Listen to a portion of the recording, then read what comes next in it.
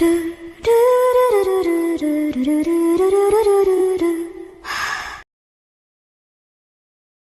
दोस्तों, I can have unlimited if any आप लोगों के लिए एक बड़ा ही अनफैमिलियर नेम है, इसलिए आज से हम इस सीरीज का नेम चेंज करके the boy with a dragon soul रख रहे हैं। तो the boy with a dragon soul के एपिसोड 8 में हमने देखा था एल्डर शेन वैंग फेंग को बायमो का फॉलोवर मानकर उसे मैरो वॉशिंग पूल के अंदर जाने का परमिशन दे देते हैं, और तभी लीमू वैंग फेंग को रोकते हुए अपने फिजिकल स्ट्रेंथ को दिखाने के लिए चैलेंज कर देता है, और वैंग फेंग लीमू से फिजिकल स्ट्रेंथ के मामले में हार जाता है, और फिर लीमू बायमो को भी चैलेंज कर देता है, जिसके बाद बायमो स्टोन मैन पर एक जोरदार पंच मार देता है, और बायमो का फिजिकल स्ट्रेंथ देखकर लीमू भी शॉक रह जाता है, क्योंकि बायमो बॉडी टेम्परिंग रिलम के 3rd लेवल तक पहुंचकर ही 10 ड्रैगन्स के पावर तक भी पहुंच चुका था। और फिर आखिर में बायमो और वैंग फेंग मैरो वॉशिंग पूल के अंदर चले जाते हैं, और अंदर जाकर वो लोग एक पूल के सामने खड़े हो जाते हैं। अब एपिसोड 9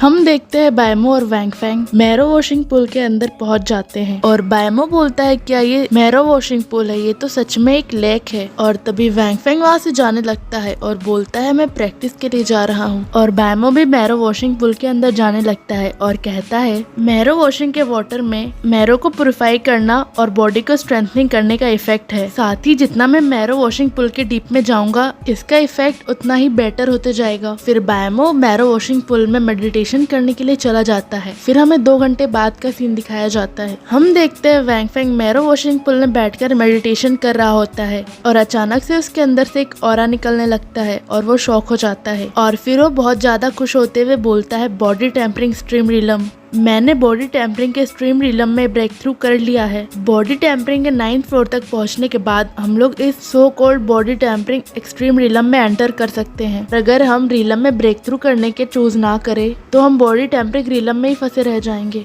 और फिर वो मैरो वॉशिंग पूल से खड़े होते हुए बोलता है पर बॉडी टेम्परिंग रिलम में कंटिन्यू रहने के बाद अब मैंने सक्सेसफुली टेम्परिंग रिलम के 10th लेवल पर ब्रेक थ्रू कर लिया है। फिर वो मैरो वॉशिंग पूल के और भी डीप में जाने लगता है और बोलता है बॉडी टेम्परिंग एक्सट्रीम रिलम का लिमिट 18th लेवल है, और मैं जितना ही इसे प्रैक्टिस करता जाऊंगा ये उतना ही स्ट्रॉन्ग और हार्डर होता जाएगा। अगर मैं मैरो वॉशिंग पूल के डेप्थ पे प्रैक्टिस करना कंटिन्यू रखूं तो मैं बॉडी टेम्परिंग एक्सट्रीम रिलम में बहुत ही आगे जा सकता हूँ। वहीं दूसरे दिन में हम देखते हैं बायमो मैरो वॉशिंग पूल में बैठकर मेडिटेशन कर रहा होता है, पर उसे रिलम में ब्रेक थ्रू करने में बहुत ही परेशानी होती है। बार बार ट्राई करने के बाद भी वो फेल हो जा रहा था, और तभी बायमो बोलता है मैं मैरो वॉशिंग पूल का में बार बार ब्रेक थ्रू करने में फेल हो जा रहा हूँ। मैं एक छोटे से रिलम में भी अपने एबिलिटी से तुरंत ब्रेक थ्रू नहीं कर पा रहा हूँ। और तभी वहाँ वैंग फेंग आ जाता है और वो हंसते हुए बोलता है बायमो क्या तुम्हारी क्वालिफिकेशन बस यही है? मैंने ऑलरेडी ही बॉडी टेम्परिंग के एक्सट्रीम रिलम में एंटर कर लिया है, लेकिन तुम एक छोटे से रिलम में भी ब्रेक थ्रू नहीं कर पा रहे हो। मुझे रियली में नहीं पता कि तुमने कैसे कार फ्लिपिंग को ड्रैगन स्क्रप्चर में परफेक्शन किया है। और फिर वैंग फेंग वहाँ से चला जाता है, और तभी बायमो बोलता है क्या तुम मुझे चिढ़ा रहे हो?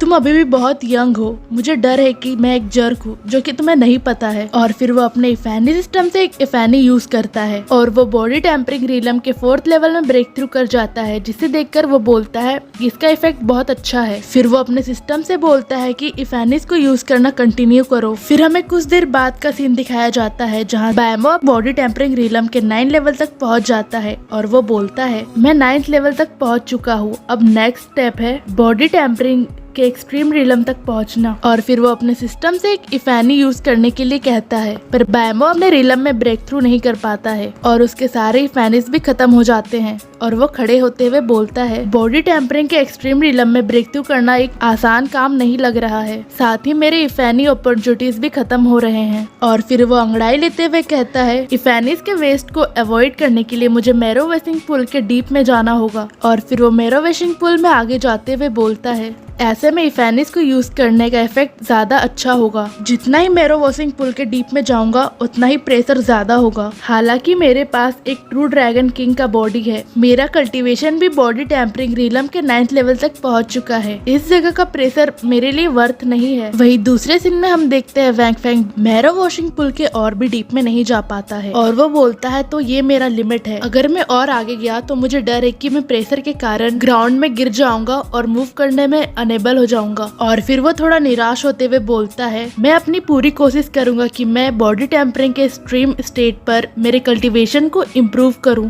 और फिर वैंग फैंग वहीं पर बैठकर मेडिटेशन करने लगता है, पर तभी वहाँ पर बैमो आ जाता है और वो बोलता है, भाई तुम आगे क्यों नहीं गए। और वैंग फैंग बैमो को देखकर शॉक हो जाता है और वो बोलता है, तुम भी यहाँ तक आ गए। और वो बोलता है, क्या 9th level of body tempering realm, क्या तुम बॉडी टेम्परिंग रीलम के 9th लेवल तक पहुँच गए, वो भी इतनी जल्दी, ये कैसे हो सकता है। और उसके जेलसी से बैमो का एक एनवी पॉइंट प्लस हो जाता है। और तभी बैमो बोलता है, तुम अपने लिमिट तक पहुँच नहीं पा रहे हो ना। और फिर बैमो वहाँ से आगे बढ़ते हुए बोलता है, तो ये ऐसा है, पर अब तुम कर भी क्या सकते हो, तुम तो फोर्स भी नहीं कर सकते, तुम बस एक अच्छे जीनियस से रिगार्डेड हो सकते हो, लेकिन मैं जीनियसों के बीच में एक मॉन्स्टर हूँ और हमारे बीच कोई कंपैरिजन भी नहीं हो सकता है। और तभी वैंग फैंग ये सुनकर गुस्से से बोलता है, बैमो बस करो, अभी नहीं तो बाद में सही, तुम मेरे पैर के नीचे आने वाले हो। और वही वैंग फैंग की जेलसी से बैमो का एक और एनवी पॉइंट प्लस हो जाता है और उसे दो इफेनी चांसेस भी मिल जाते हैं। ये देखकर बैमो मन ही मन खुश होते हुए बोलता है,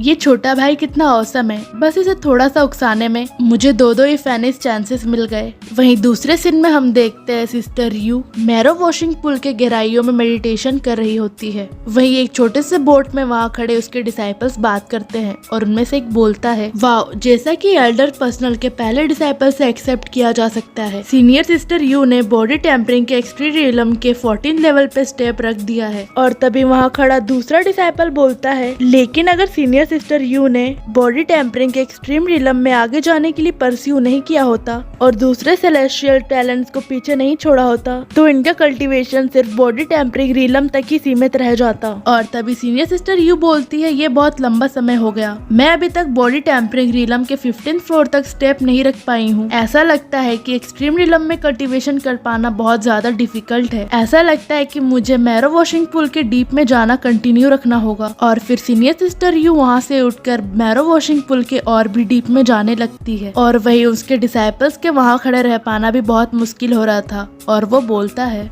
ऐसा लगता है कि senior sister you marrow washing pool के और भी डीप में जा रही है। वही मैरो वॉशिंग पूल के प्रेशर से उनका पसीना छूट रहा होता है। तभी दूसरा डिसाइपल बोलता है, इस जगह का हैवी प्रेशर ऑलरेडी ही इतना डरावना है और हम लोग एक धर्मा बोर्ड के कारण सेफली यहाँ पर खड़े भी हो पा रहे हैं, लेकिन सीनियर सिस्टर यू सच में आगे जाना चाहती है। और तभी दूसरा डिसाइपल बोलता है, सीनियर सिस्टर यू के कंपेयर में सेंगवान साइड के बाकी डिसाइपल्स तो बस बेकार हैं। साथ ही सीनियर सिस्टर यू के अलावा मैंने आज तक यहाँ पर किसी को भी नहीं देखा है। और तभी बैमो वहाँ से पार हो रहा होता है और वो डिसाइपल उसे देखकर शॉक हो जाते हैं और वहाँ पर उसे रोक लेते हैं। वही सिस्टर यू उसे देख लेती है और वो मनी मन बोलती है, ये तो वही है, बाई किंगतियान का सन। वही सिस्टर यू का डिसाइपल बैमो से बोलता है, तुम यहाँ पर क्या कर रहे हो। और बैमो बोलता है, मैं यहाँ पर प्रैक्टिस कर रहा हूँ। तभी वो डिसाइपल बोलता है, मेरा मतलब तुम यहाँ कैसे आए। और बैमो बोलता है, मैं बस यहाँ पर चल के आ गया। और ये सुनकर उन डिसाइपल्स का पसीना छूट रहा होता है और वो बोलते हैं, क्या मतलब चल के। वही दूसरे बोट में खड़े डिसाइपल शॉक होते हुए बोलते हैं, सीनियर सिस्टर यू के अलावा सच में यहाँ तक कोई आ गया। और तभी बैमो सिस्टर यू को देखते हुए बोलता है, ये तो सीनियर सिस्टर यू है ना। और फिर वो उन्हें हेलो बोलता है और वो मनी मन बोलता है, ये तो वही बीच है जो लास्ट असेसमेंट के सामने मुझ पर टारगेट कर रही थी। मेरे कल्टीवेशन से ये मुझे अच्छा इफेनिस इकट्ठा करके देगी। वही सिस्टर यू बैमो को देखकर अपना मुंह घुमा लेती है और बैमो उन डिसाइपल से बोलता है, सारे लोग ज्यादा परेशान ना हो, मैं आगे जा रहा हूँ। आफ्टर ऑल मैं बॉडी टेम्परिंग रियलम के 9th लेवल पर हूँ, मुझे अभी भी हार्डवर्क करने की जरूरत है। वहीं ये सुनकर सिस्टर यू बोलती है, क्या 9th level of body tempering realm. और इसके जेलसी से बैमो का एक इफेनी पॉइंट प्लस हो जाता है। वहीं वहाँ खड़े डिसाइपल शॉक होते हुए बोलते हैं, ये कैसे पॉसिबल है, यहाँ तक आ पाना बिना बॉडी टेम्परिंग एक्सट्रीम रियलम में एंटर किए। और तभी बैमो उनके पास जाकर बोलता है, बाय द वे सीनियर्स, आप लोग का कल्टीवेशन लेवल क्या है, आप लोग यहाँ नीचे प्रैक्टिस करने क्यों नहीं आते हो। और इसी के साथ ये एपिसोड यहीं पे खत्म होता है।